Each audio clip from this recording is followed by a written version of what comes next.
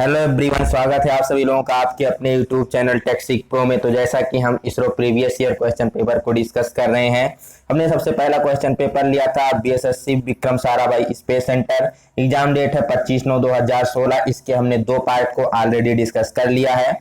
दो पार्ट में हमने क्वेश्चन नंबर 53 तक डिस्कस किया है। तो इस वीडियो से हम स्टार्ट करने वाले हैं क्वेश्चन नंबर 54 से। तो चलिए इस वीडियो को स्टार्ट करते हैं। 54 नंबर क्वेश्चन क्या पूछा गया है? तो 54 नंबर क्वेश्चन पूछा गया है, फास्फर कांस के एक कर्तन हेतु उच्च गति स्टील ड्रिल D24 के लिए गति सेटिंग आरपीएम का पता लगाएं। एचएसएस के साथ फास्फर कांस के लिए आपेक्षिक अधिकतम कर्तन गति 35 मीटर पर मिनट है। Find out speed cutting RPM for a high speed drill bit 24 to cut a workpiece of phosphor bronze. Maximum cutting speed with high speed steel for phosphor bronze is 35 metre per minute. किसी phosphor bronze को हमें high speed steel के drill bit से cut करना है, drilling करना है, जिसका डायमीटर कितना है 24 mm है। Cutting speed maximum 35 metre per minute दे रखा है। तो यहां से हमें आरपीएम का पता लगाना है कि आरपीएम कितना होगा। तो इसके सॉल्यूशन के लिए हम चलते हैं नई पीडीएफ की तरफ, जिसमें हम सॉल्यूशन को बेसिकली डिस्कस करेंगे। तो हमें क्या दे रखा है? डी का मान दे रखा है 24 mm, ठीक, जो कि क्या है, डायमीटर है। V cutting speed 35 metre per minute दे रही है और हमें निकालना है आरपीएम। तो हम जानते हैं कटिंग स्पीड बी बराबर pi D N by 1000 metre per minute होता है। मीट्रिक में हमें निकालना होता है बी बराबर pi D N by 1000 metre per minute. अगर ब्रिटिश में निकालना है तो pi D N by upon 12 foot per minute हो जाता है, ठीक। तो यहां से अगर हम एन का मान निकालें तो एन बराबर क्या हो जाएगा? B into 1000 upon pi into D. तो यहां से हम बी की वैल्यू रख देते हैं, कितनी है, 35 है। 1000 हो जाएगा। पाई की वैल्यू 3.14 और डी की वैल्यू 24 mm है। हमने सारे वैल्यू को पुटअप कर दिया। फिर क्या किया हमने? 6 से कैंसिल कर दिया 1000 को तो 125 आ गया। 8 से कैंसिल किया 1000 को तो 125 आया। 8 से कैंसिल किया 24 को तो 3 आ गया। तो 35 इंटू 125 अपान 3.14 गुणे 3। जब इन दोनों को हम गुणा करेंगे तो 4375 आएगा और इन दोनों को गुणा करेंगे 3.14 को 3 से तो 9.42 के समथिंग आएगा। जब इसको डिवाइड किया जाएगा तो निकल के आता है 464.43 आरपीएम, मींस 464.43 राउंड पर मिनट निकल के आता है। हमें क्या दिया गया था?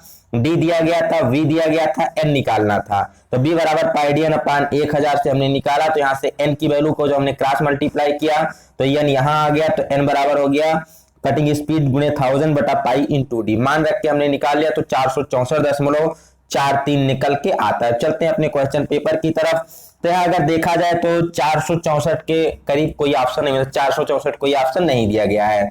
एक है 600, 1200, 400। तो यहाँ पर सबसे अप्रोक्सीमेट ऑप्शन कौन सा आता है? तो 400 आता है। इसलिए हमारा कौन सा ऑप्शन सही हो जाएगा? ए नंबर ऑप्शन सही हो जाएगा, 400, ठीक। तो चलते हैं नेक्स्ट क्वेश्चन की तरफ, 55 नंबर क्वेश्चन की तरफ कि 55 में क्या पूछा गया है। तो 60 डिग्री के बिंदु कोण के साथ ये चीजल का आनित कोण 39.5 डिग्री है। तो उसका परिष्करण कोण क्या है? What is the clearance angle if the angle of inclination of a chisel with point angle 60 degree is 39.5 degree. यहाँ पर क्या दिया गया? हमें चीजल का पॉइंट एंगल दिया गया है 60 डिग्री और उसका एंगल ऑफ इंक्लिनेशन 39.5 डिग्री दिया गया है। तो यहाँ से पूछ रहा है क्लियरेंस एंगल की वैल्यू क्या होगी। तो इसके लिए चलते हैं, हम देख लेते हैं कि क्लियरेंस एंगल कैसे फाइंड किया जाता है। तो यहाँ से आप देख पा रहे होंगे, यहाँ पर एक आपको चीजल दिखाई गई है, ठीक है। बेसिकली ये क्या है? वर्कपीस की हमारी सरफेस है और ये उसके लंबवत सरफेस है, 90 डिग्री की सरफेस है।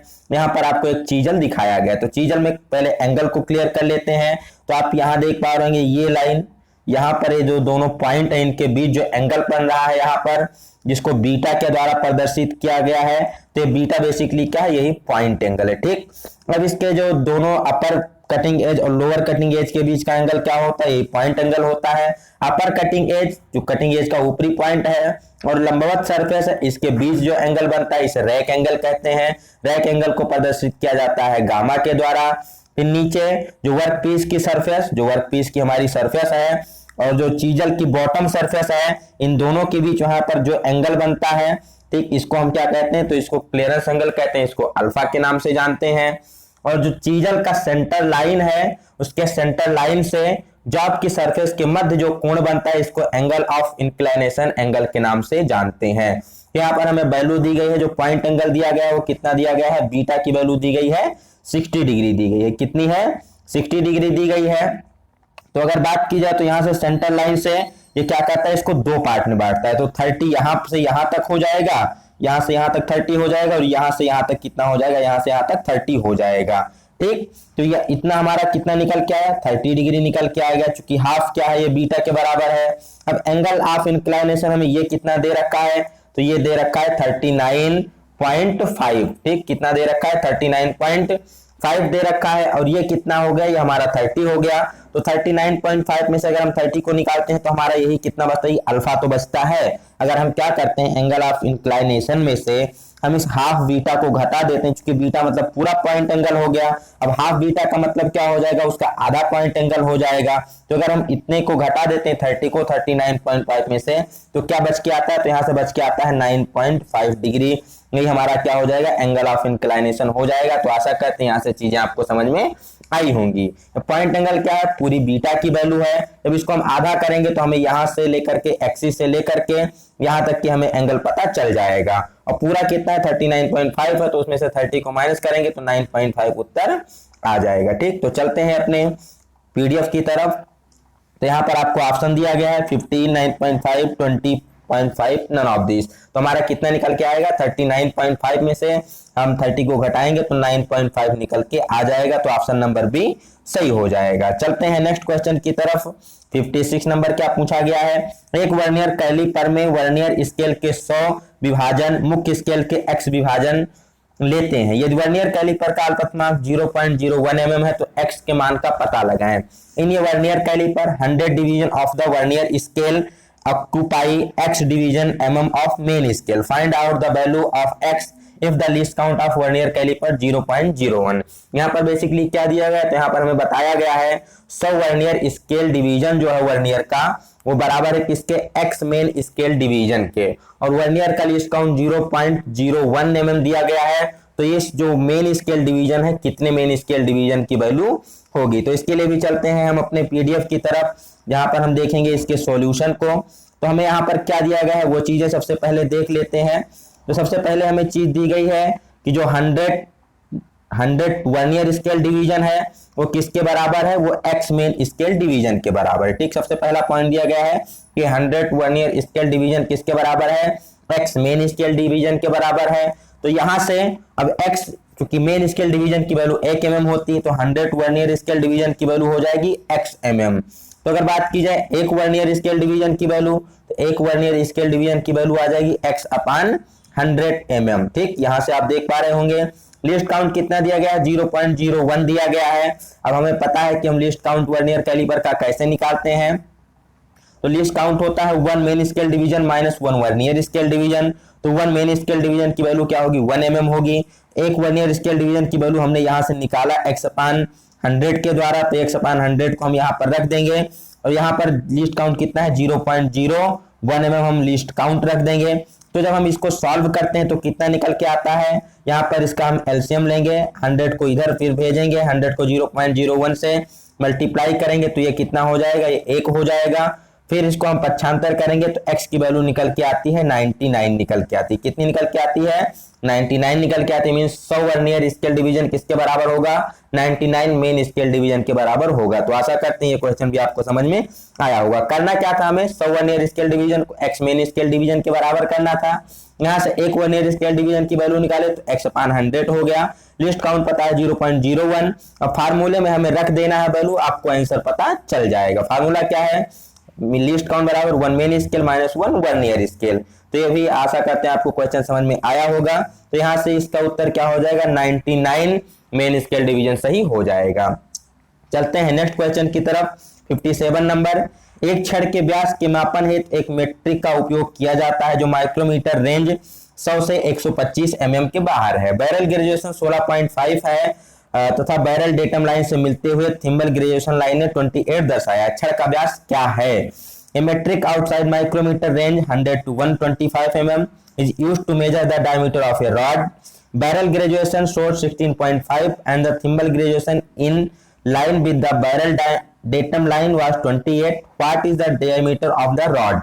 बेसिकली क्या बता रहा है, तो ये बता रहा है कि हमें कोई छड़ का व्यास नापना है, तो हमने जो माइक्रोमीटर यूज किया उसकी रेंज है 100 से 125, हमने माइक्रोमीटर लिया है। बैरल की ग्रेजुएशन कितनी है 16.5 है, मीन 16 मेन स्केल है और 1 सब स्केल है, ठीक। और इसके साथ साथ थिम्बल डिवीजन कितना है 28 है, तो इसका लिस्ट काउंट कितना हो जाएगा, तो इसके लिस्ट काउंट की बात की जाए 57 नंबर के क्वेश्चन की, तो जैसे कि हमें पता चलता है रेंज कितना है 100 से 125 है, बैरल ग्रेजुएशन 16.5 है, थिम्बल कितना है 28 है। तो फार्मूला क्या होता है लिस्ट काउंट का, सबसे पहले हम रेंज की लोवेस्ट वैल्यू लेते हैं, उसके साथ साथ फिर जो बैरल ग्रेजुएशन है उसको हमने ले लिया, फिर हमने प्लस में थिम्बल डिवीजन को लिस्ट काउंट से गुणा कर दिया। अब थिम्बल डिवीजन कितना दिया गया है 28 दिया गया है, लिस्ट काउंट 0.01 से गुणा करेंगे तो कितना हो जाएगा 0.28 निकल के आ जाएगा। तो 100 और 16.5 को ऐड किए तो 116.5 आया, इसमें 0.28 जोड़ दिए तो कितना निकल के आया 116.78, 116.78 निकल के आ गया, ठीक। यहाँ पर गलती क्या करते हैं अक्सर लड़के, अक्सर स्टूडेंट गलती ये करते हैं कि ये 100 को जोड़ते नहीं, जो इसकी मिनिमम रेंज होती है डायरेक्ट इन्हीं तीनों को जोड़ देते हैं, यहाँ पर आपका उत्तर गलत हो जाता है, ठीक। तो ऐसा करते हैं, ये भी क्वेश्चन आपको समझ में आया होगा। चलते हैं अपने नेक्स्ट क्वेश्चन की तरफ, तो यहाँ से क्या सही हो जाएगा, यहाँ से 116.78 mm इसका डी ऑप्शन सही हो जाएगा, ठीक। 100 लेना है प्लस 16.5 लेना है, 28 को मल्टीप्लाई कर देना 0.01 से, तीनों को जोड़ देना है, आपका उत्तर आ जाएगा। नेक्स्ट क्वेश्चन की तरफ बढ़ा जाए, जो कि बेसिकली 58 नंबर क्वेश्चन है हमारा। 58 नंबर क्वेश्चन में पूछा गया है if the hole size 25 plus 0.00 upon plus 0.21 and shaft size is 25 plus 0.022 upon 0.035 the minimum interference is। यहाँ पर होल का साइज दिया गया है, शाफ्ट का साइज दिया गया है, हमें क्या निकाला, हमने मिनिमम इंटरफेरेंस निकालना है। तो इंटरफेरेंस क्या होता है, इंटरफेरेंस में हमारे शाफ्ट का साइज बड़ा होता है और होल का साइज क्या होता है छोटा होता है। चलते हैं इस क्वेश्चन को भी समझते हैं। होल का साइज क्या दे रखा है 20 प्लस में 0.00 और प्लस 0.02, तो होल का मैक्सिमम साइज निकाला जाए तो 25 में हम क्या करेंगे 0.021 को जोड़ देंगे तो 25.021 mm आ जाएगा। मिनिमम साइज में हम 25 में 0.00 जोड़ेंगे तो 25 mm आ जाएगा। इसी प्रकार शाफ्ट का साइज हमें दे रखा है, तो इसका मैक्सिमम साइज निकालने के लिए 25 में ज्यादा वाली वैल्यू जोड़ देंगे तो 25.035 मैक्सिमम आ जाएगा। मिनिमम लिमिट की बात की जाए तो 25 में हम चूंकि दोनों प्लस में ही तो जोड़ना ही है, तो 25 में 0.022 जोड़ेंगे तो 25.022 mm निकल के आ जाएगा। अब यहां से हमें निकालना क्या है, तो हमें निकालना है मिनिमम इंटरफेरेंस, न्यूनतम व्यतिकरण कितना होगा। तो मिनिमम इंटरफेरेंस मतलब कम से कम कितना होगा, तो कम से कम के लिए क्या करना है, हमें शाफ्ट का कम से कम लेना है और होल का बड़ा से बड़ा साइज लेना है। तो minimum shaft size minus maximum hole size, तो मिनिमम शाफ्ट साइज 25.022 यहाँ पर दिया गया है और मैक्सिमम शाफ्ट का साइज कितना दिया गया है, तो मैक्सिमम होल का साइज कितना है, तो 25.021 दिया गया है। तो इसको माइनस करेंगे तो कितना निकल के आएगा 0.001 mm निकल के आ जाएगा, ठीक। यही हमारा क्या हो जाएगा, इस प्रश्न का उत्तर हो जाएगा। मान लीजिए अगर आपको मैक्सिमम इंटरफेरेंस पूछता है तो मैक्सिमम इंटरफेरेंस के लिए फार्मूला क्या होता है, उस कंडीशन में हम मैक्सिमम शाफ्ट का साइज में से मिनिमम होल का साइज घटा देंगे। तो मैक्सिमम शाफ्ट का साइज 25.035 दिया गया है और मिनिमम शाफ्ट का साइज 25 दिया गया है, यहां से माइनस करेंगे तो 0.035 mm निकल के आ जाता है, बट हमें मिनिमम निकालना था तो उसका उत्तर 0.001 निकल के आया है। तो आशा करते हैं ये भी क्वेश्चन आपको समझ में आया होगा। तो यहाँ से कौन सा ऑप्शन नंबर सही हो जाएगा, ऑप्शन नंबर बी 0.001 mm सही हो जाएगा। चलते हैं नेक्स्ट क्वेश्चन की तरफ, 59 नंबर क्वेश्चन की तरफ। कि 59 क्या पूछा गया है, तो लेट में कार्य डालते वक्त केन में पिप का रह जाना, when facing a job inlet ये pip left in the centre is caused due to. हमने कल के वीडियो में भी क्लियर कर रहा था, जब हम फेसिंग प्रक्रिया करते हैं तो वहां 3 प्रकार के दोष आते हैं। सबसे पहला क्या होता है कि हमारा कुछ इस प्रकार से कनकेव बन जाता है वर्क पीस, कुछ दूसरा हमारा क्या होता है कुछ इस प्रकार से कन्वेक्स बन जाता है, और तीसरे कंडीशन में क्या होता है थोड़ा सा सेंटर में पिप बच जाता है। तो इस पिप के बचने का कारण क्या होता है, यही आपको पूछा गया है। तो एक कनकेव क्या होता है, इम्प्रॉपर क्लैंपिंग ऑफ टूल के कारण कनकेव होता है, कॉन्वेक्स कब होता है? तो कन्वेक्स में होता है कि आपका ब्लंट टूल है या फिर कैरिज सही से लॉक नहीं किया गया है तो कन्वेक्स हो जाता है। पिप सेंटर में कब बचती है? तो पिप सेंटर में बचने का कारण होता है जब टूल हमारा सही से सेंटर हाइट पे सेट नहीं किया गया है। तो यहां से ऑप्शन नंबर डी सही हो जाएगा कि यदि टूल सही से सेंटर हाइट पे सेट नहीं है तो यहाँ पर क्या हो जाएगा?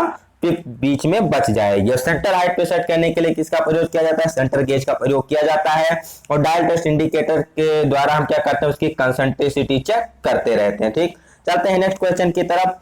60 नंबर क्वेश्चन क्या पूछा गया है? The maximum side relief angle provided on parting tool is. जो लेथ में पार्टिंग ऑफ टूल होता है उसमें मैक्सिमम कितना side clearance angle, sorry side relief angle provide किया जाता है? तो कितना हो जाएगा? यहाँ से ऑप्शन नंबर इसका बी सही हो जाएगा। 60 का मैक्सिमम 2 डिग्री का साइड रिलीफ एंगल प्रोवाइड किया जाता है पार्टिंग ऑफ टूल में।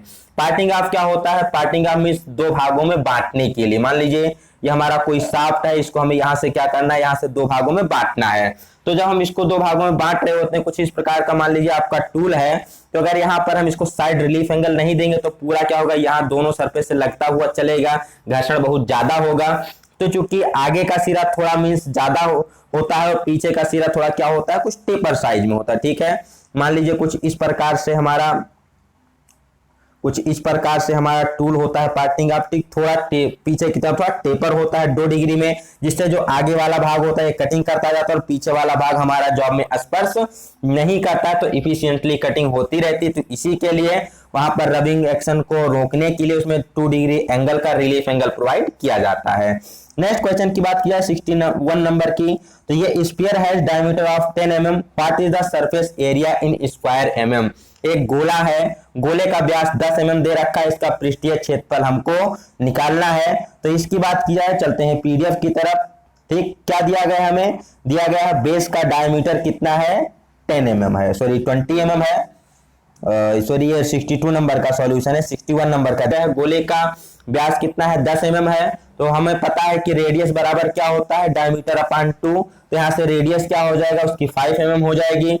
अब गोले के क्षेत्रफल की बात की जाए, संपूर्ण उसका क्षेत्रफल कितना होता है? तो 4 पाई आर स्क्वायर होता है। सरफेस एरिया ऑफ स्फीयर कितना होता है? 4 पाई आर स्क्वायर होता है। आर की वैल्यू कितनी है? तो आर की वैल्यू ऊपर दी गई है 5 mm है, तो 5 का स्क्वायर करेंगे 25 आ जाएगा, 4 से मल्टीप्लाई करेंगे 100 आ जाएगा, पाई की वैल्यू पाई को ही रख देते हैं। यहाँ से कितना निकल के आएगा? 100 पाई निकल के आएगा। मोस्ट इंपॉर्टेंट क्या है? आपको गोले का सरफेस एरिया का फार्मूला पता होना चाहिए, 4 पाई आर स्क्वायर होता है। वॉल्यूम निकालने का होता है 4/3 पाई आर क्यूब, ये होता है वॉल्यूम निकालने का, और surface area 4 pi r square. ये आपको क्लियर है तो आप क्वेश्चन को हल कर सकते हैं। तो यहाँ से कितना निकल के आया? हमारा 100 पाई निकल के आ गया। ठीक, तो ऑप्शन नंबर बी सही हो जाएगा। चलते हैं next question 63 number question. 62 number को देख लेते हैं। यह कौन है जो base diameter of 20 mm, the slant height is 30 mm, what is the surface area in mm square. कोई एक शंकु है, उसके आधार का व्यास कितना है? 20 mm है, और उसकी तिरछी ऊंचाई 30 mm है, तो इसका पृष्ठीय क्षेत्रफल क्या होगा? तो इसके लिए भी हम चलते हैं अपने पीडीएफ की तरफ। 62 नंबर क्वेश्चन को देखते हैं। तो यहाँ पर हमें दिया गया बेस का डायमीटर 20 mm, तो रेडियस निकालेंगे आर, तो कितना आ जाएगा? 10 mm निकल के आएगा। स्लैंट हाइट तिरछी ऊंचाई हमें दी गई है 30 mm। अब सरफेस एरिया कोन का, शंकु का जो होता है आधार का क्षेत्रफल फार्मूला होता है पाई आर ब्रैकेट में एल प्लस आर। ठीक, पाई आर ब्रैकेट में एल प्लस आर। पाई को पाई ही लिखेंगे, उसके उत्तर पाई में दिया गया है। आर की वैल्यू 10, एल की वैल्यू 30, आर की वैल्यू फिर से 10, 30 और 10 को जोड़ेंगे तो 40 हो जाएगा, 10 से मल्टीप्लाई करेंगे तो 400 आ जाएगा। तो यहां से हमारा कितना निकल के आएगा? 400 पाई mm स्क्वायर निकल के आ जाएगा। ध्यान क्या रखना है? डायमीटर दिया गया है, डिवाइड कर देंगे 2 से, त्रिज्या पता हो जाएगी, हाइट पता है 30 mm, फार्मूला आपको पता होना चाहिए पाई आर ब्रैकेट में एल प्लस आर, ये सरफेस एरिया का फार्मूला होता है। फार्मूले में आप वैल्यू रख देंगे तो 400 पाई mm स्क्वायर निकल के आ जाएगा। कई बार क्या पूछा जाता है, इस कोण का वॉल्यूम निकालना होता है, तो उसके लिए फार्मूला होता है 1/3 पाई आर स्क्वायर एच, जहां एच क्या होता है? उसकी ऊंचाई होती है, आर उसका रेडियस होता है। तो ये क्वेश्चन भी इस पर भी पूछा जा सकता है। तो यहां से हमारा क्या सही हो जाएगा? 62 का बी नंबर ऑप्शन 400 पाई सही हो जाएगा। चलते हैं नेक्स्ट क्वेश्चन की तरफ। 63 नंबर क्वेश्चन क्या पूछा गया है? The vertical distance between two hole is 30 mm. The line joining two hole make an angle of 60 degree. With the horizontal what is the distance between two hole. कोई दो whole हैं, उनकी जो vertical distance दी गई है, जो ऊर्ध्वाधर ऊंचाई वो कितनी है 30 mm है, और जो उन दोनों होल को जो लाइन मिला रही, मान ली एक होल यहाँ एक होल यहाँ, इनको जो लाइन मिलाती है इसका जो क्षैतिज से कोण है वो 60 डिग्री दे रखा है। तो हमें निकालना है दोनों होल के बीच की दूरी कितनी होगी। चलते हैं अपने पीडीएफ की तरफ, जिसमें हम देखेंगे इस क्वेश्चन को अच्छे से समझेंगे इसकी हाइट कितनी हो जाएगी। तो यहाँ पर हमने एक फिगर के द्वारा दोनों होल को दर्शाया, आप देख पा रहे होंगे एक होल यहाँ पर दर्शाया गया है और दूसरा होल कहां पर दर्शाया गया, दूसरा होल को नीचे दर्शाया गया। एक होल ए से, एक होल को हमने सी से दर्शाया है।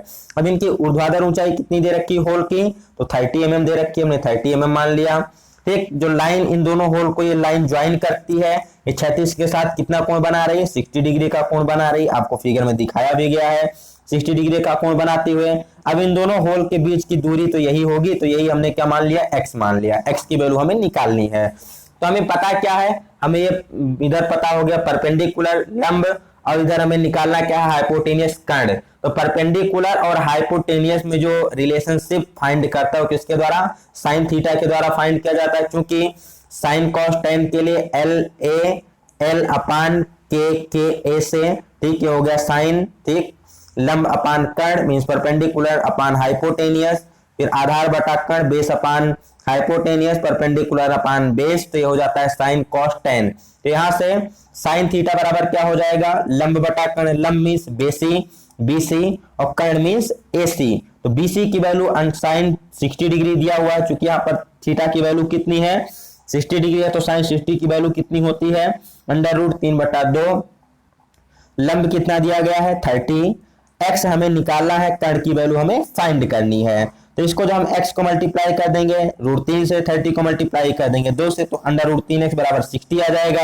यहाँ से हमें x की वैल्यू निकालें, x को रोक के √3 को नीचे भेज देंगे, तो कितना आ जाएगा 60/√3 आ जाएगा। यही हमारा उत्तर हो जाएगा। बट अगर इसको हम और सॉल्व करना चाहें तो 60 को लिख सकते हैं 20 × 3, क्या लिख सकते हैं 60 को हम लिख सकते हैं 20 × 3, ठीक, ये लिखा जा सकता है 60 को। अब 3 का मतलब क्या हो गया, 3 को हम फिर से लिख सकते हैं √3 × √3, तो यहां पर हमने इसको लिख दिया है। √3 से एक √3 कैंसिल हो जाएगा, 20 √3 इसका उत्तर आ जाएगा। बट हमारे क्वेश्चन सीरीज में क्या दिया गया है 60/√3 दिया गया है। ठीक, तो देख लेते हैं अपने यहाँ उत्तर को हम पीडीएफ के द्वारा कि यहाँ पर कौन सा उत्तर दिया गया है। ठीक, तो क्वेश्चन नंबर 63 का उत्तर आपको सी नंबर मिल जाता है 60/√3, यही आपका सही हो जाएगा। बढ़ते हैं नेक्स्ट क्वेश्चन की तरफ। 64 नंबर क्या पूछा गया है, angle between the top face of the cutting point and normal 90 degree to the work surface at the cutting edge is known as. यहाँ पर बेसिकली पूछा गया कि कोई कटिंग टूल है, तो उसके टॉप सरफेस, जो उसका कटिंग टूल है उसके टॉप सरफेस और जो उसके परपेंडिकुलर 90 डिग्री है उसके बीच कौन सा एंगल होता है। तो इसको हमने क्लियर किया था थोड़ी देर पहले ही, एक बार आपको फिर से फिगर दिखा देते हैं कि आपको कोई डाउट नहीं रहना चाहिए। यहां पर देखिए, ये हमारा कोई कटिंग टूल है, चीजल है, तो इसकी टॉप सरफेस क्या हो जाएगी, ये वाली इसकी टॉप सरफेस हो गई। अब इसके 90 डिग्री पर कौन सी सरफेस है, ये सरफेस है। तो टॉप फेस और 90 डिग्री सरफेस के बीच जो एंगल बनता है इसी को हम क्या कहते हैं, रैक एंगल के नाम से जानते हैं। तो आपको क्लियर होना चाहिए क्या होता है, रैक एंगल होता है। और जो टूल की बॉटम सरफेस होती है, फिर जॉब की सरफेस, बॉटम सरफेस और जॉब की सरफेस के बीच यहाँ जो कोण बनता है इसको क्या कहते हैं, अल्फा के द्वारा क्लियरेंस एंगल के द्वारा प्रदर्शित किया जाता है। तो ये दोनों आपको क्लियर होना चाहिए। तो यहाँ से हमारा क्या सही हो जाएगा, 64 का रैक एंगल सही हो जाएगा। जब हमें क्या पूछा है, टूल के टॉप सरफेस और उसके 90 डिग्री के बीच का एंगल, तो ये क्या हो जाएगा, रैक एंगल हो जाएगा।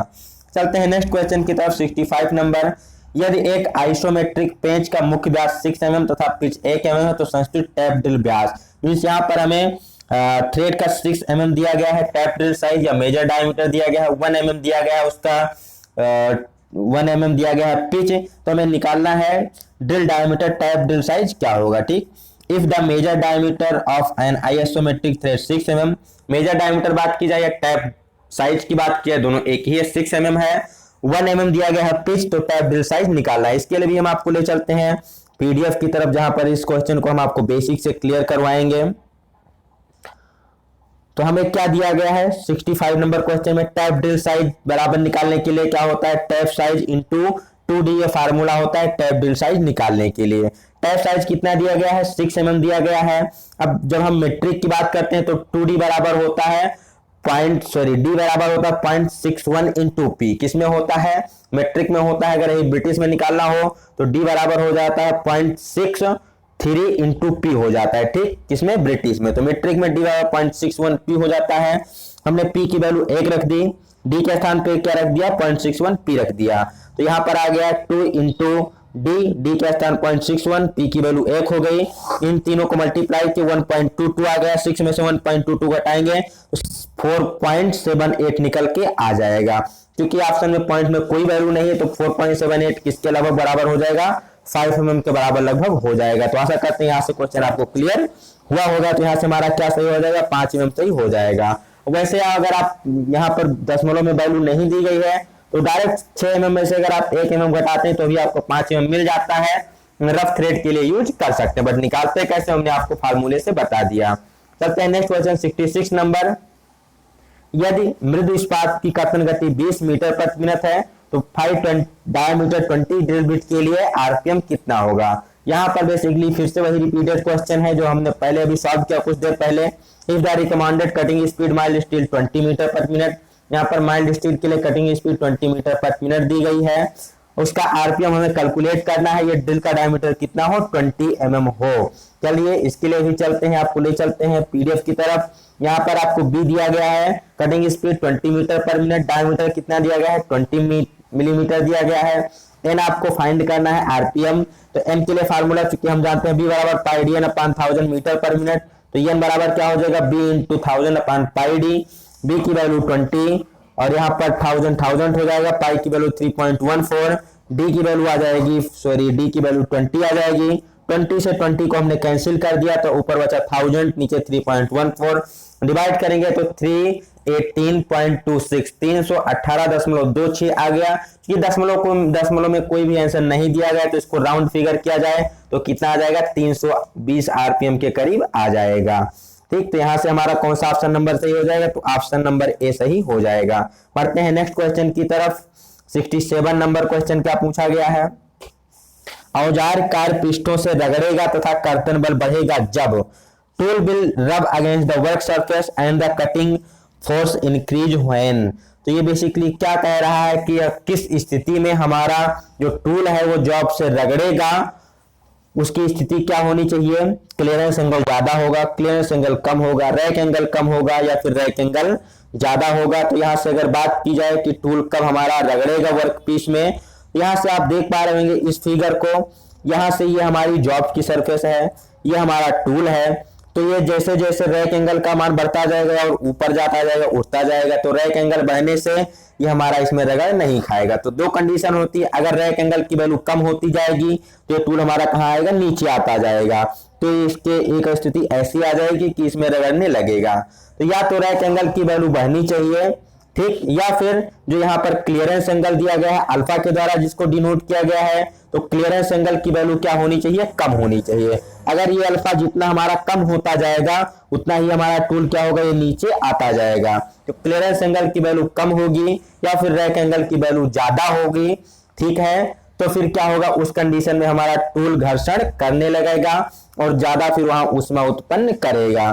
तो यहां से आपका आंसर क्या सही हो जाएगा, तो क्लियरेंस एंगल क्या होना चाहिए, लेस होना चाहिए। 67 नंबर का बी ऑप्शन सही हो जाएगा। ये बट रैक एंगल वाला किस में फॉलो होता है, वो केवल आपके चीजल वगैरह में फॉलो होता है। अगर बात की जाए सिंगल पॉइंट कटिंग टूल की तो इसका थोड़ा कुछ अलग मेथड होता है जिसको हम अगले वीडियो में समझेंगे। तो यहाँ से बेसिकली क्लियरेंस एंगल जब कम होता है तो टूल हमारा घर्षण करते हुए चलता है और दाब उस पर ज्यादा पड़ता है, ठीक। तो यहाँ पर रैक एंगल लेस वाला भी आप लोग सोच सकते हैं, लेकिन वो किस कंडीशन में होगा, जब ये ऑप्शन नहीं दिया जाएगा, ठीक, या फिर डायरेक्टली वो सिंगल पॉइंट कटिंग टूल कहेगा तो फिर इसको हम कंसीडर नहीं कहते हैं। चीजल के कंडीशन में अगर वो पूछता तो रैक एंगल लेस से भी हम क्या कर सकते, सॉरी रैक एंगल ज्यादा से भी हमारा, जब रैक एंगल बढ़ता है तो फिर वहां क्लियरेंस एंगल घटता है, ये होता है ड्रिल के चीजल के कंडीशन में। बाकी अदर कंडीशन में ऐसा नहीं होता है। सिंगल पॉइंट के कंडीशन में पूछा गया है तो क्लियरेंस एंगल कम होने पर क्या करेगा, जॉब घर्षण करेगा। बढ़ते हैं 68 नंबर क्वेश्चन की तरफ। 68 में क्या पूछा गया है, the rake angle required for machining cast iron, cast iron की मशीनिंग के लिए रैक एंगल कितना होना चाहिए? तो बहुत ही फेमस क्वेश्चन है, इसकी वैल्यू होती है 0 डिग्री। कास्ट आयरन की मशीनिंग करते समय रैक एंगल कितना होता है? 0 डिग्री होता है। ट्विस्ट ड्रिल में हेलिक्स कोण क्या निर्धारित करता है? Helix angle in twist drill determine, तो हेलिक्स एंगल को और किसके द्वारा जाना जाता है, या हेलिक्स एंगल से ड्रिल में और किस कोण का पता चलता है? तो इसका आंसर हो जाएगा रैक एंगल, कि ड्रिल में हेलिक्स कोण के द्वारा रैक एंगल का पता चलता है, या फिर हेलिक्स एंगल के द्वारा रैक एंगल को निकाला जा सकता है। बढ़ते हैं नेक्स्ट क्वेश्चन 70 नंबर क्वेश्चन की तरफ। Calculate the tell stock offset in mm for the job details given below using tell stock method for taper turning big diameter 36 mm, small diameter 32 mm, taper length 125, total length 250 mm। यहाँ पर हमें कोई एक job है जिसका capital D 36 mm, बड़ा diameter 36 mm है, छोटा डायमीटर 32 mm है, टेपर की लंबाई 125 mm है, टोटल जॉब की लंबाई 250 mm है। तो टेल स्टॉक ऑफसेट द्वारा टेपर टर्निंग करना है, तो उसके द्वारा टेल स्टॉक को कितना ऑफसेट किया जाएगा, बेसिकली हमें यही निकालना है। ठीक, तो इस क्वेश्चन को भी समझते हैं कि टेल स्टॉक ऑफसेट को हम कैसे निकालते हैं। तो कैपिटल डी बड़ा डायमीटर 36, स्मॉल डायमीटर 32, टेपर की लंबाई 125, टोटल लंबाई 250। टेल स्टॉक ऑफसेट का फार्मूला होता है capital D minus small D upon 2 into L into capital L. Capital D 36, small D 32, 2 ऐसे रहेगा, 125 स्मॉल एल, कैपिटल एल 250, यहाँ से 2 इंटू 125 250 हो जाएगा, तो 250 से 250 कैंसिल, 36 में से 32 जाएगा, तो टोटल कितना निकल के आएगा? 4 mm निकल के आ जाएगा। मींस टेल स्टॉक को हमें कितना ऑफसेट करना होगा? तो टेल स्टॉक को 4 mm ऑफसेट करना होगा। अगर पूछा जाता है कि आपकी पूरी लंबाई पर टेपर करना है, तो वहां directly formula D minus D by 2 यहाँ से हो जाता है। ठीक, जो आपकी पूरी लंबाई में टेपर करने के लिए। यहाँ से और कौन से क्वेश्चन पूछे जाते हैं? तो बेसिकली पूछा जाता है कि टेल स्टॉक ऑफसेट द्वारा टेपर टर्निंग करने में किस प्रकार की जॉब की टेपर टर्निंग की जा सकती है। तो लंबे जॉबों पर कम एंगल का टेपर काटने के लिए basically taper turning tell stock offset द्वारा की जाती है। ठीक, अगर कोई हमारा लंबा जॉब है उस पर बहुत ही कम एंगल का टेपर काटना है, तो वहां पर टेल स्टॉक ऑफसेट मेथड का प्रयोग किया जाता है। अगर छोटे जॉब पर अधिक टेपर एंगल काटना है, कोई छोटा जॉब है उसका टेपर एंगल क्या है, बहुत ज्यादा है, तो उसके लिए कंपाउंड स्लाइड मेथड का प्रयोग किया जाता है। बढ़ते हैं नेक्स्ट क्वेश्चन की तरफ 71 नंबर। मेट्रिक पेंच में पिच व्यास पर पेंच की मोटाई कितनी होती है? In a metric thread what will be the thickness of the thread at the pitch diameter, pitch diameter पर उसकी मोटाई कितनी होती है? तो आपको क्लियर होना चाहिए पिच डायमीटर क्या होता है, इमेजिनरी सर्किल होती है जो कि मेजर और माइनर डायमीटर के बीच में स्थित होती है, इसलिए यहाँ पर क्या हो जाएगा, पिच का आधा हो जाएगा। चीज आपको क्लियर होनी चाहिए। बढ़ते हैं नेक्स्ट क्वेश्चन की तरफ, जो कि बेसिकली पूछा गया है लिमिट फिट टॉलरेंस से 72 नंबर। 25H7P6 के रूप में अभिहित एक फिट है, यह fit designed eight 25H7P6 is ये 25H7P6 कौन सी फिट के अंतर्गत आता है? क्लियरेंस, ट्रांजिशन, इंटरफेरेंस या फिर टॉलरेंस फिट। हमने कल क्लियर किया था फिट को CTI के नाम से, हमने बहुत बेसिक से उसको समझा था कि फिट क्या होता है, दो मैचिंग पार्टों के बीच का संबंध होता है जिसको हम CTI, क्लियरेंस, ट्रांजिशन और इंटरफेरेंस के द्वारा याद रखते हैं। अगर हमारा होल बेसिस सिस्टम है जिसमें कैपिटल H दिया गया है, उसके साथ साथ के कुछ अक्षर के शॉर्ट ट्रिक्स हम फिट को याद रखते हैं। अगर शॉर्ट लेटर में जो शाफ्ट का साइज दिया गया, स्मॉल लेटर में A से लेकर के H के बीच में है, तो हमारा क्लियरेंस फिट हो जाता है। ट्रांजिशन के लिए JKMN चाहिए, J से लेकर के N तक दिया गया तो ट्रांजिशन हो जाता है।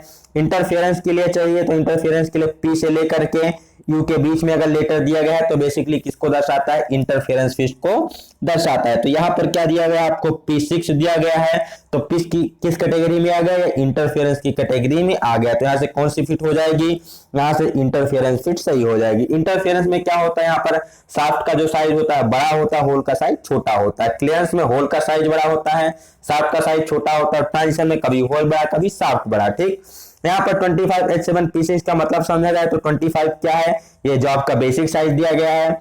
H क्या है, तो H होल का फंडामेंटल डेविएशन दिया गया है। 7 क्या है, तो होल के लिए फंडामेंटल टॉलरेंस दिया गया, टॉलरेंस ऑफ ग्रेड है। G क्या है, तो G शाफ्ट के मींस फंडामेंटल डेविएशन को प्रदर्शित कर रहा है। 6 क्या है, शाफ्ट के लिए फंडामेंटल ग्रेड है या ग्रेड ऑफ टॉलरेंस बेसिकली दर्शाया गया है। ठीक, सॉरी G ना होकर क्या है, P है, थोड़ा मिस्टेक के लिए सॉरी। क्या है, P दिया गया है, P6 है, तो P क्या है, होल के सॉरी शाफ्ट के लिए उसका फंडामेंटल डेविएशन है, और 6 क्या है, ग्रेड ऑफ टॉलरेंस दिया गया है। तो ऐसा करते हैं चीजें आपको क्लियर हुई होंगी।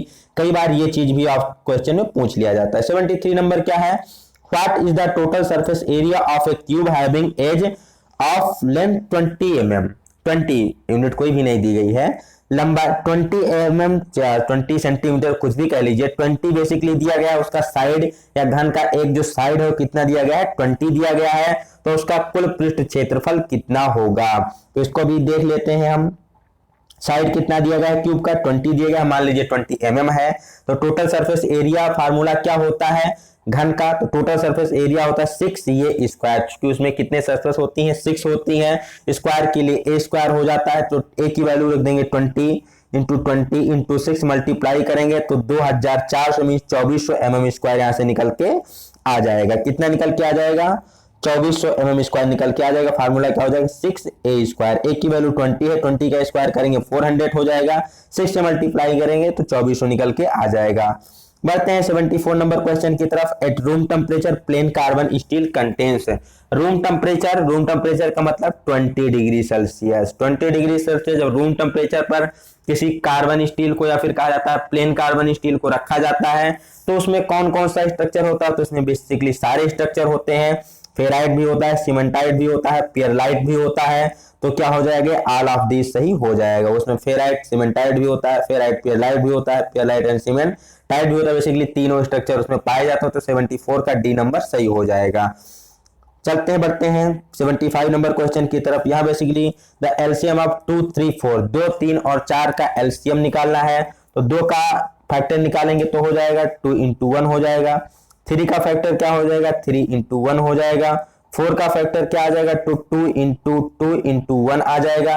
तो यहाँ से अगर हम एलसीएम निकाले तो एलसीएम में पहले जो कॉमन है उसको ले लेते हैं, तो यहाँ से 2 कॉमन मिल गया 2 ले लिए, फिर ये 2 कॉमन नहीं है इसको ले लिया, फिर 3 ले लिए, फिर हमने 1 ले लिया, तो मल्टीप्लाई कीजिए 2 दूनी 4 यहाँ 12 करना 12, कितना आ गया यहाँ से निकल के 12 निकल के आ जाएगा, तो 2 3 4 का एलसीएम क्या हो जाएगा 12 हो जाएगा। चलते हैं नेक्स्ट क्वेश्चन जो कि 76 नंबर पूछा गया है question. Simple interest for 2000 rupees in 2 year at interest rate 5%, means 5% के ब्याज दर पर 2 वर्षों में 2000 रुपए के लिए साधारण ब्याज कितना होगा, ये हमें निकालना है। 75 नंबर क्वेश्चन देख लिया जाए। बेसिकली 75 नंबर क्वेश्चन को कैसे सॉल्व किया जाएगा, तो सॉरी फॉर दैट यहाँ पर नहीं दिया गया, हम आपको वैसे बता देते हैं कि 75 नंबर को कैसे सॉल्व किया जाएगा।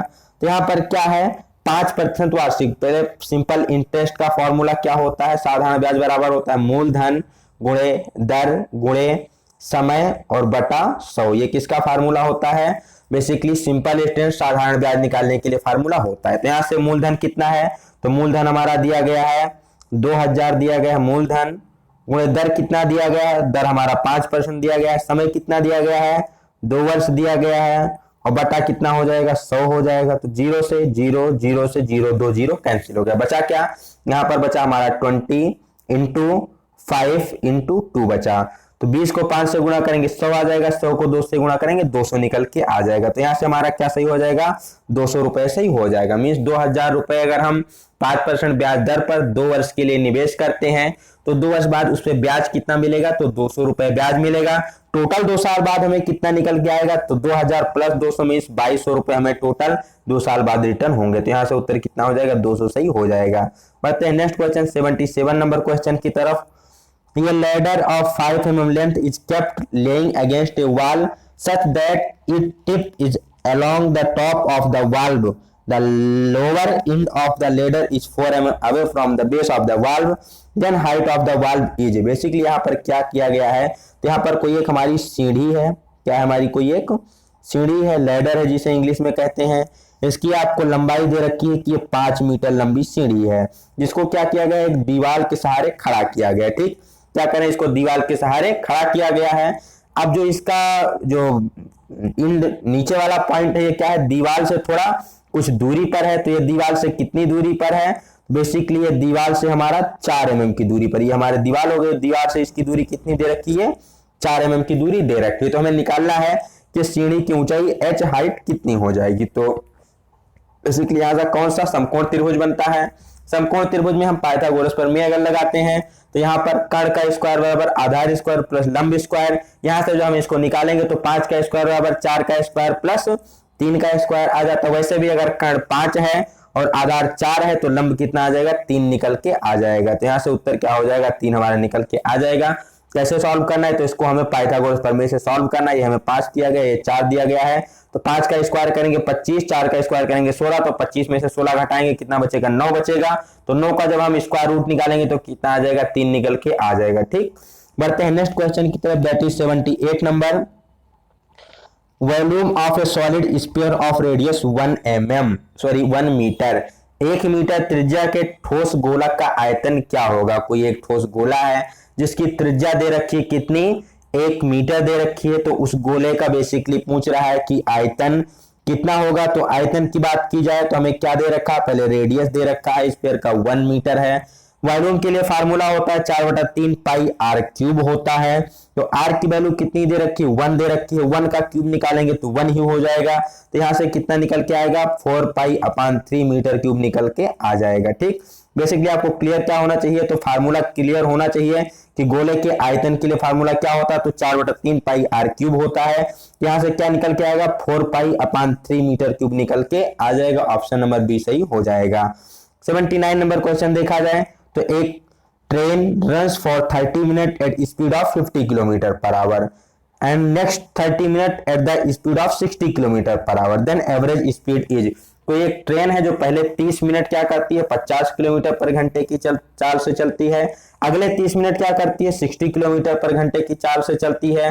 तो टोटल उसकी एवरेज चाल कितनी हो जाएगी यही हमें निकालना है। तो इसको भी हम समझते हैं पूरा सॉल्यूशन डिटेल में। तो हमें क्या दिया गया है, हमें दिया गया है जो ट्रेन है उसकी जो प्रारंभिक 30 मिनट पे स्पीड है वो कितनी है 50 किलोमीटर पर आवर है प्रारंभिक 30 मिनट में। तो मींस 1 घंटे में कितनी जाती है 50 किलोमीटर जाती है। तो 30 मिनट में कितनी जाएगी 25 किलोमीटर जाएगी। अगले 30 मिनट में उसकी स्पीड क्या होती है तो 60 किलोमीटर पर आवर हो जाती है, 10 किलोमीटर पर आवर बढ़ा लेती है। मींस अब ये 1 घंटे में कितना चलती है तो 60 किलोमीटर चलती है, लेकिन यात्रा कितना कर रही 30 मिनट ही कर रही है। तो 30 मिनट में कितना जाएगी 30 किलोमीटर जाएगी। तो यहां से देखा जाए इसने टोटल कितना डिस्टेंस ट्रेवल किया 25 पहले ट्रेवल किया, 30 बाद में ट्रेवल किया, तो टोटल कितना हो गया 55 किलोमीटर हो गया। टाइम कितना लिया इसने, पहले 30 मिनट लिया बाद में 30 मिनट, तो टोटल 1 आवर इसने टाइम ले लिया। ठीक, तो यहां से अगर हमें निकालना है एवरेज स्पीड, तो एवरेज स्पीड बराबर क्या होती है टोटल डिस्टेंस ट्रेवल कि कुल कितनी दूरी तय की गई है और उस दूरी को तय करने में कुल कितना टाइम लिया गया, total distance apart total time, तो हमारा निकल के आ जाता है एवरेज स्पीड। टोटल डिस्टेंस कितनी हो गई 25 प्लस 30 55 हो गया। Total timing 30 minute plus 30 minute mean 60 minute. 60 minute को हम लिख सकते हैं 1 आवर। अब 1 आवर हो गया तो मीन 55/1, तो 55/1 बराबर क्या निकल के आ जाएगा 55 निकल के आ जाएगा। तो 55 किलोमीटर पर आवर यहाँ से निकल के आ जाएगा। ध्यान क्या रखना है 30 मिनट यात्रा करती है 50 किलोमीटर पर आवर की स्पीड से, तो 30 मिनट में कितना जाएगी 25 किलोमीटर जाएगी। यही बेसिक कंसेप्ट है। और ये जब 60 किलोमीटर प्रति घंटे की चाल से चलती है तो इस 30 मिनट में कितना चलती है तो 30 मिनट चलती है। तो 30 और 25 कितना हो गया 55 हो गया। कितना टाइम लिया 1 घंटे में, तो किलोमीटर प्रति घंटे में चाल ही निकालनी है, तो कितना हो जाएगा 55 किलोमीटर पर आवर यहाँ से निकल के आ जाएगा हमारी ट्रेन की जो एवरेज स्पीड है। तो कौन सा ऑप्शन सही हो जाएगा, ऑप्शन नंबर डी सही हो जाएगा 55 किलोमीटर पर आवर। चलते हैं नेक्स्ट क्वेश्चन जो कि 80 नंबर का है। Find the angle of the triangle if they are in the ratio of 2, 7 and 11। कोई एक त्रिभुज है, ठीक, कोई एक क्या है त्रिभुज है, इसके हम जानते हैं त्रिभुज के 3 कोण होते हैं। अब पहला कोण का है रेशियो 2, तीसरा का रेशियो है 7, चौथे का पहला का रेशियो कितना है 2, दूसरा कितना है 7, तीसरा है 11 के रेशियो में। तो हमें निकालना है कि वो कोण की वैल्यू कितनी होगी। तो यहाँ पर रेशियो का मतलब हम मान लेते हैं कि एंगल क्या है x है, तो पहला रेशियो 2x हो जाएगा, दूसरा 7x हो जाएगा, थर्ड 11x हो जाएगा। हमें पता है त्रिभुज के तीनों अंतः कोणों का योगफल कितना होता है 180 डिग्री होता है। तो यहाँ से 2x 7x और 11x जोड़ देंगे कितना हो जाएगा 180 हो जाएगा। तीनों को जोड़ेंगे आ जाएगा 20x बराबर हो जाएगा 180, तो x बराबर हो जाएगा 9 डिग्री। जब हम क्या करेंगे 180 को डिवाइड करेंगे 20 से, 0 से 0 कैंसिल, 2 से जब 18 कैंसिल करेंगे तो कितना आएगा 9 निकल के आ जाएगा। तो यहाँ से x की वैल्यू निकल के आ गई 9। अब x की वैल्यू हम उठा के यहाँ रख देते हैं, तो 2 को x 9 से गुणा करेंगे 18, 7 को 9 से गुणा करेंगे 63, 11 को 9 से गुणा करेंगे 99। तो रेशियो क्या निकल के आ जाएगा 18, 63 और 99 निकल के आ जाएगा। बेसिकली रेशियो क्या दे रखा था 2, 7 और 11 दे रखा था। हमने क्या मान लिया 2x 7x और 11x उसको मान लिया, x एक मान लिया हम कोई नियतांक उसमें, तीनों को जोड़ दिए, चूंकि त्रिभुज के तीनों कोणों का योगफल 180 होता है, तो 2 7 9 11 20, 20x बराबर 180 हो गया, तो x बराबर 9 निकल के आ गया। तो यहां से हमने फाइंड किया तो 18, 63 और 99 निकल के आ गया। तो यहां से हमारा कौन सा ऑप्शन सही हो जाएगा, तो 18, 63, 99 सबसे पहले ऑप्शन में मिलता है, तो ये आपका सही हो जाएगा। तो आशा करते हैं ये क्वेश्चन आपको समझ में आए होंगे। ये हमारा पेपर था विक्रम साराभाई स्पेस सेंटर का, जिसकी बेसिकली एग्जाम डेट थी 25/9/2016। कहाँ का पेपर था, विक्रम साराभाई स्पेस सेंटर तिरुवनंतपुरम का पेपर था, डेट थी 25/9/2016। इसको हमने 3 पार्टों में क्लियर किया। पहले पार्ट में हमने 25 क्वेश्चन डिस्कस किए थे, दूसरे पार्ट में हमने इसको 25 से 53 तक ले गए, और तीसरे में हमने 53 से कहाँ तक 80 क्वेश्चन तक डिस्कस कर लिया। तो ये पेपर हमारा कंप्लीट होता है। बेसिकली इसमें जो भी कैलकुलेशन वाले पार्ट थे, तो कैलकुलेशन के लिए हमने एक अलग PDF का यूज किया, जिसमें आपको सारी चीजें बेसिकली समझाई गई हैं। ठीक है, अगर आपको कोई डाउट होता है इससे रिलेटेड तो आप हमारे टेलीग्राम ग्रुप पे पूछ सकते हैं। डिस्क्रिप्शन में चैनल का लिंक दिया गया है। अगर आपको वीडियो अच्छी लगी है तो चैनल को सब्सक्राइब करके अपने दोस्तों के बीच शेयर करना ना भूलें, और जब भी चैनल को सब्सक्राइब कर रहे हैं तो बेल आइकन वाला बटन जरूर दबाएं। तो आप हमें कमेंट सेक्शन में सुझाव दे सकते हैं कि और कौन कौन से पेपर आप लोगों को चाहिए, प्रीवियस ईयर पेपर किस डेट के चाहिए, तो हम उस प्रकार से सॉल्यूशन आपके लिए लाते रहेंगे। और वीडियो में किस प्रकार से इंप्रूवमेंट किया जा सकता है, इसके लिए भी आप लोग अपने सुझाव कमेंट बॉक्स में दे सकते हैं। तो मिलते हैं अगले वीडियो में नई जानकारी के साथ, नए पेपर के साथ। तब तक के लिए have a good day, best of luck, bye bye सभी को।